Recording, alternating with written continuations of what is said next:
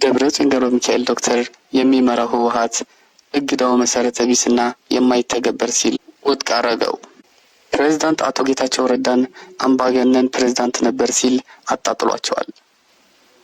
ደብረጽዮን ዶክተር የሚመሩት ህወሓት ፕሬዝዳንት አቶ ጌታቸው ረዳ 3 ከፍተኛ የሰራዊት አመራሮች ላይ የወሰዱት ጊዜያዊ የእግድ እርምጃ አስመልክቶ ሌሊት መግለጫ አውጥቷል። በዚህም ፕሬዝዳንቱ የወሰዱት እርምጃ በሌለ ስልጣናቸው የወሰዱት የማይተገበር ሲል በጽኑ ተቃውሞታል። እግዳው መሰረተ ቢስና የማይተገበር ሲል ውድቅ ያደረገው መግለጫው ፕሬዝዳንት አቶ ጌታቸው ረዳን ከስልጣናቸው የኃላፊነት ቦታ ማንሳቱን አስታውቋል። ፕሬዝዳንት አቶ ጌታቸው ረዳን አምባገነን ፕሬዝዳንት ነበር ሲልም አጣጥሏቸዋል። የእግድ እርምጃውን የተደራጀ ሰራዊት ለማፍረስ ሲደረገው የቆየው ተንኮል አካል ነው ያለ ሲሆን እርምጃው አደገኛ ውጤት የሚያስከትል ነው ሲልም አስጠንቅቋል።